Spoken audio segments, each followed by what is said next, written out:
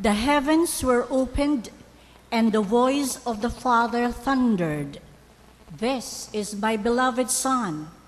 Listen to him."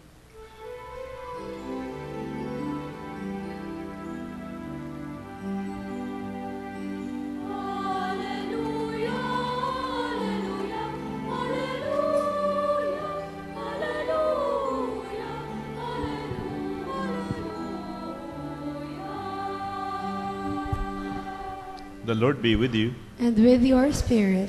Proclamation from the Holy Gospel according to Matthew. Glory to you, O Lord.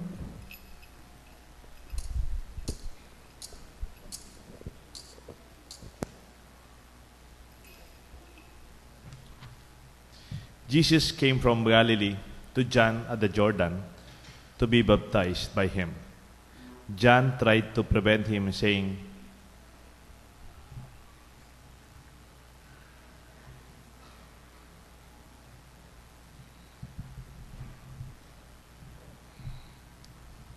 The reading is from the Gospel according to Mark.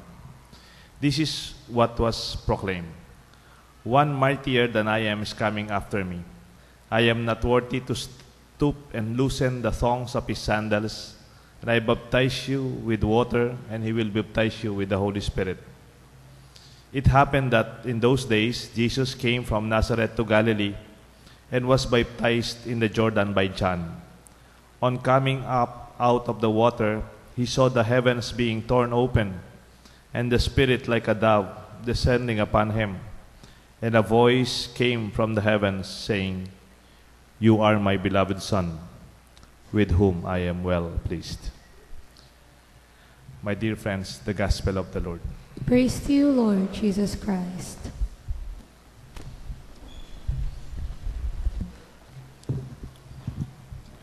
In the name of the Father, the Son, and the Holy Spirit. Good evening po. Today is the feast day of the baptism of Jesus in the Jordan River. I will be using some Kapampangan terms. Parang mas captured ng konti yung pagtingin natin sa Kapampangan ng Pilipino. Yung binyag, parang ang binyag ay isang kayamanan na ating pinapamana. Minsan po meron akong anointing, yung lanya. Usually, they call it traditionally the last sacrament, but it's not supposed to be the last, no? But kung minsan, it becomes last kasi matanda na pag nagpapalanya. Meron po akong inanoint, 84 years old na sa Makabali. Pagkatapos po, nakita ko po yung nag-imbita sa akin na kaibigan ko. Yung lola niya, meron siyang dinidictate. At meron silang mahabang yellow paper. No? So, after the anointing, hinatid po ako sa parking lot. Sabi ko dun sa kaibigan kong nagatid sa akin, ano naman yung nililista nyo ni Lola bago ako dumating sa hospital at nag-anoint? Pader, naghahabili na po si Lola. Panabili na niya po ita kayang sari-sari store. Papamanan na niya po kayang saraw, yung saraw na pinapa-arkila. At saka may maliit po siyang mulahan doon sa likod ng bahay. Sinabi na yan, kanya pinapamahala. At saka yung kanyang bahay, at saka yung mga antique niyang jewelries. No? At iba pang mga bagay na gamit-gamit niya. Sabi ko sa kaibigan ko, habang nasa parking lot kami, ang tawag dyan, parang last will and testament. Last will and testament. Pag matanda ng tao, iniiwan at pinapamana ang kanyang ari-arian, mga treasure niya. Kung minsan nga, pinapadaan pa yan sa abogado, mas formal ng konti. No? Pero yung kay Lola, mas personal at mas parang intimate lang. Sila-sila na lang. Alam niyo po, ang binyag, kung ako po yung titingin sa binyag from that perspective, gusto kong itawag sa binyag, first will and testament. Bakit po? Bata pa lang, baby pa lang, huwag na nating hintayin tatanda na tayo at tatanda na yung bata bago nating ipamana ang ating greatest treasure, our faith in God. Huwag na nating hintayin matanda na yung mga bata before they inherit our treasure. Baby pa lang, let them inherit our treasure. Kasi pag pinamana natin sa kanila, 18 years old, may sariling buhay na sila. Baka ayaw na nilang pumasok sa simbahan. Kung bibigay mo sa kanila, matanda na sila, hindi na sila nasanay. Kaya sa Kapampangan, ang ganda po ng pagtingin natin sa binyag, kasalpantayanan amana, pananampalataya na ating namana sa ating mga magulang. We allow our children to inherit our faith, ang manang pananampalataya. Di ba pag pinamana mo, you expect this mana to be taken care of? Tama ho ba yun? Bigyan kayo ng simpleng halimbawa. Halimbawa, medyo matanda ka na. Hindi ka na nakakapagbaneo. Halimbawa lang, sasabihin mo sa anak mo, anak, mayroon akong kotse. Ang kotse kong ito, alam mo naman, mahal na mahal kong kotse ko ito. Yung pinagpaguran ko to, yung sa sweldo ko, at saka sa retirement ko, ito yung binili ko para sa pamilya. Dahil matanda na ako, anak, ipinapamana ko na sa yung sasakyan kong ito. Isn't that wonderful? Ano kaya yung mafe-feel ng tatay? Nakita yung pinamanang kotse o sasakyan sa kanyang anak sa kanilang garahe, hindi man pinapa-change oil, hindi man nililinis, hindi man ina-upgrade, hindi man mine-maintain, at napapabayaan. Ano kaya ang feeling mo, ikaw na nagbigay ng pinamanang kotse? Parang, isn't that a bit, parang masakit sa, kahit na hindi ka na-attach, parang hindi pinagyamanan, hindi pinagpahalagaan. You can multiply that example in different ways. It can be a small business, a small sari-sari store. Iniwanan mo ang sari-sari store sa anak mo, anak, ikaw nang bahala sa sari-sari store, ha? Yan, sa'yo na. Gusto ko, gamitin mo yan. Gawin mong para sa buhay ng pamilya mo. Tapos nakita mo, after many years, yung anak mo, kinukuha lang yung cash every day. Pero hindi pinapasok ulit yung cash flow, hindi umikot. Tapos ginagamit lang yung gamit doon. At after some time, nakita mo, wala nang stock. Yung sari-sari store. Wala nang nagtatrabaho, ayaw na rin. Parang masakit, isn't it? Meron po akong kaibigan, contractor. Very young, pero very successful. Alam niyo po kung anong worry ng contractor? Yung mga anak niya, college. Yung mga anak niya, college. Pero siya, hardworking.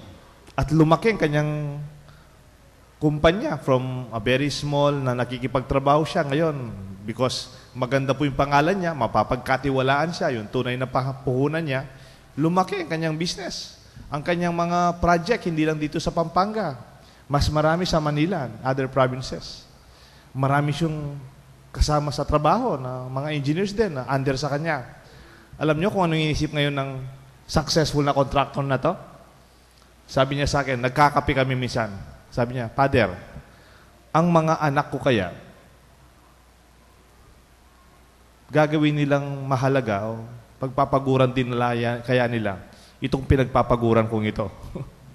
Kung hindi kasi, parang, bakit ko pa ginagawa to? No? Parang, if I will leave it, ipapamana ko sa mga anak ko, will they value it, nurture it, protect it, and make it more fruitful?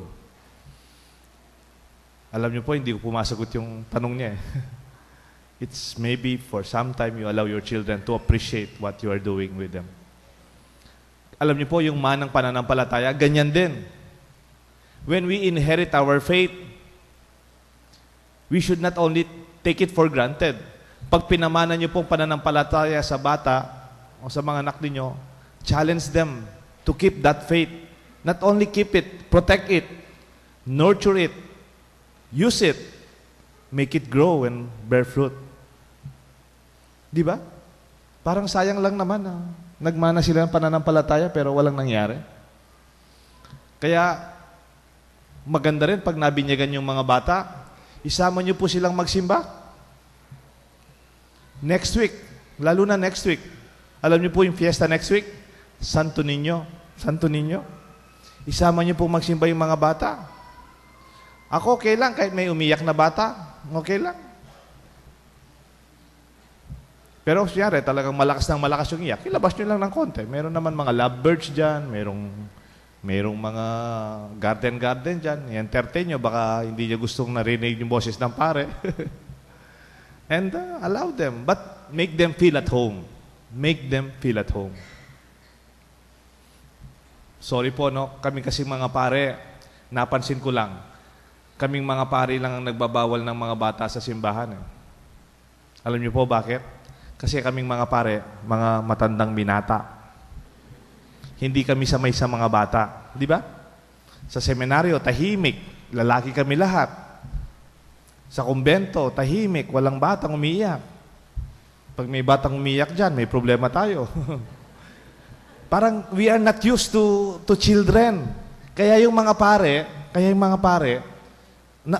sa tingin ko lang sa sarili namin, parang mababa, mahina yung threshold namin when it comes to children crying, children running, there are some movements, and mga umiiyak, tumatakbo. You know, wala naman kayong problema eh. Kami may problema. Hindi kami sanay sa mga bata. Forgive us. Isama ko na rin yung mga madre. Pero you know, lumaki ako sa mga paring bawal yung mga bata sa simbahan. Pero looking back, sabi nga nung isang obispo, alam niyo po ba't namatay ang pananampalataya sa Europe o naging mahina? Pinagbawal yung mga bata. Ginawa yung mga simbahan for adults only. Anong nangyari? Hindi na pumasok yung mga bata. Nung naging binata na, naging dalaga na, they were not used to going to church. And allowing your children to come with you, to smile for their children, celebrate it with them. I think we have a future. We have a growing church. Because the faith that we allow them to inherit, we nurture and nourish it together.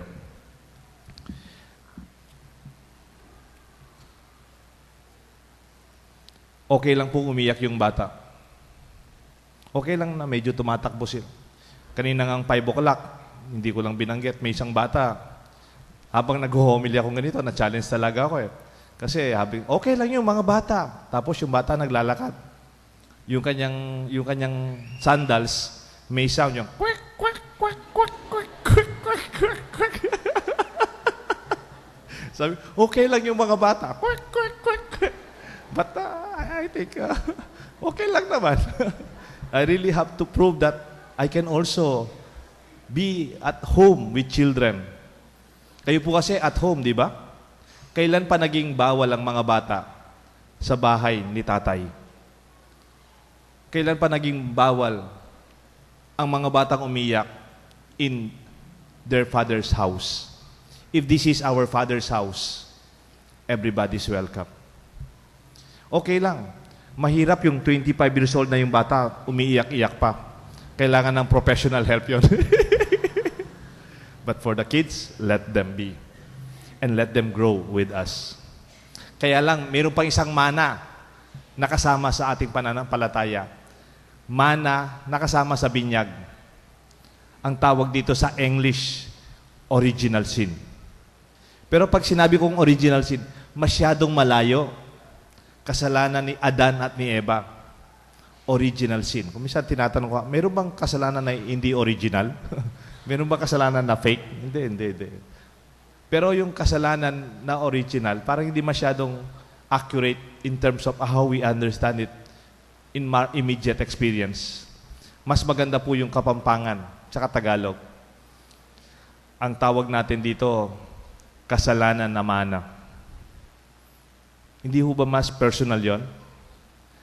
Kung may pamana po tayo sa mga bata, wag na yung ating kasalanan. Wag na yung ating mga galit. Wag na yung ating mga hangover sa nakalipas. Set your children free from sin. Pag binibinyagan natin, pinagdarasal natin, may you be free from the sin of your ancestors.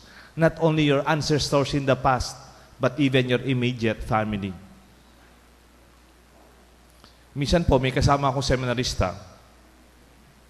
Parang magkapatid na rin kami, sinasama ko sa bahay nila. Pati sa mga party at reunion ng mga pinsan niya. So, 10 taon po kami magkaklase. Napansin ko, nung 8 years na kami magkaklase, hindi na ako sinasama sa kanilang reunion na magpipinsan. Sabi ko sa kanya, itong nangyari, bukang busy na lahat yung mga pinsan mo at hindi na kayo nakikita at hindi mo na ako sinasama. Sabi niya, tabalo brads, tabalo classmate, binabawalan na ako ng nanay kong pumunta sa mga pinsan ko. Ba? Sabi ko, kapilan pa yung naging bawal pumunta sa mga pinsan mo. Ewan ko sa nanay ko. Minsan sabi niya, huwag kayong pumunta sa mga kamag-anak nating yan. Meron pa pong pinagsabi-sabi sa mga kamag-anak namin na hindi ko naintindihan. Bakit? Yung medyo tumanda na ako, sabi niya nga sa akin, napansin ko, wala naman kaming problemang magpinsan-pinsan.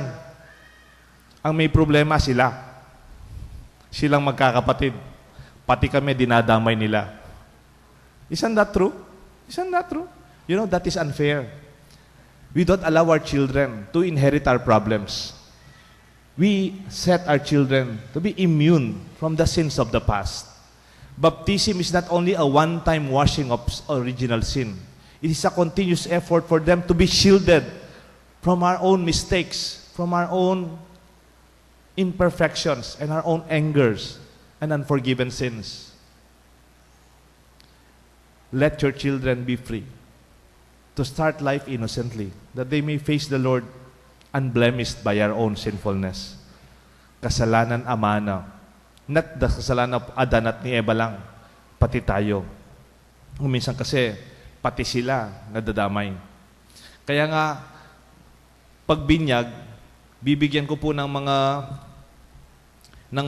kandila, yung mga ninong at ninang. Kaya lang hindi po na-appreciate masyado yung mga kandila, napansin ko. Alam niyo po bakit? Kasi pag binibinyagan ko yung mga bata, usually alas 11 ng umaga, alas 10:30 ng umaga, maliwanag. Totoo naman yan, okay lang yun because you cannot appreciate a candle without darkness. Pero alam niyo po, kung madilim na madilim, tignan natin kung di sila maghahanap ng kandila. Because a candle is only appreciated in the context of a dark background, a dark situation. Kaya kung kayong naging ninong, mga naging ninang, sana you keep that candle, especially during most difficult times. Sana pagpapabinyag kayo, huwag na masyadong maraming ninong at ninang. Marami na lang babayaran nyo sa simbahan, kayo mismo. Huwag nang marami, konti na lang. Yung quality relationship, hindi quantity. Hindi ko po alam kung matanda na ako, bala matuwa na ako. Alam niyo po, yung ninong ko, isa lang. Yung ninang ko, iisa lang. At pag sinabi kong ninang, isa lang. Pag sinabi kong ninong, isa lang. And they know me as their inaanak. Kasi ako lang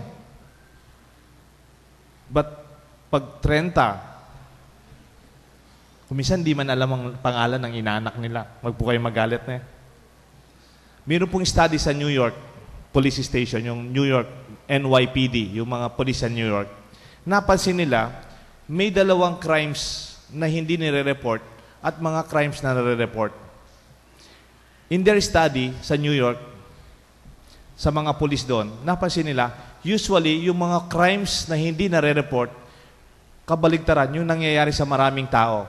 Kunyari, nagkaroon ng crime sa along the street. Maraming nakakita, pero walang nagre-report. Napansin nila, mas mataas yung percentage na i-report yung crime pag isa lang yung nakakita. Halimbawa, inaayos mo yung aircon mo, tapos nakita mo sa bintana ng bahay mo, second floor, nakita mo may nagnanakaw sa kapitbahay mo, o mayroong pumapasok dun sa mga nakapark na kotse, tatawag sila ng 911, tatawag sila ng emergency support. O minsan sila mismo, they will call their neighbor to report. Alam niyo po ang pagkakaiba? Kasi daw sa mga street crimes, madami yung nakakakita. At ang pag-isip daw ng tao, ay marami naman nakakita. Siguradong somebody will report that. Because everybody's expecting somebody or someone else to do it, nobody do it. Nobody will do it. Pero kung ikaw lang isa, gagawin mo. Sa binyag, sa palagay ko, ganyan din eh. Kung marami kayong mga ninong at ninang, inisip, may problema siya, okay lang, marami naman kami. But when you know, inanak ko ito, ako lang ang ninong niya, konti lang kami, the relationship becomes beautiful. I ask that our relationship with this sacrament will be something that would strengthen us. Hindi lang yung regalong gift check o mga regalong pera o material na regalo. Give them a solid, loving family. Protect the family. Sa Africa, mayroon pong kasabihan. There's this African proverb. Sabi, it takes a village to raise a good child. It takes a village. Not only a good father, or a good lola and lolo. It takes a community like us to raise a good child. And that is our own gift of baptism. A treasure we inherited, that the sin that we inherit will be washed away continuously. Kaya nga itasulu, masanting niya po kayong kapampangan, sulu, it becomes more and brighter. Potang pisuluan-suluan tayo. Kapampangan kasi pag sinabi mong pisuluan-suluan, parang pagkain eh. Pisuluan-suluan tayong ulam ko. Kung nidadala akong bibingka, suluan-suluan tayo. No, originally it's not about food. Kasi kapampangan, mamangan eh.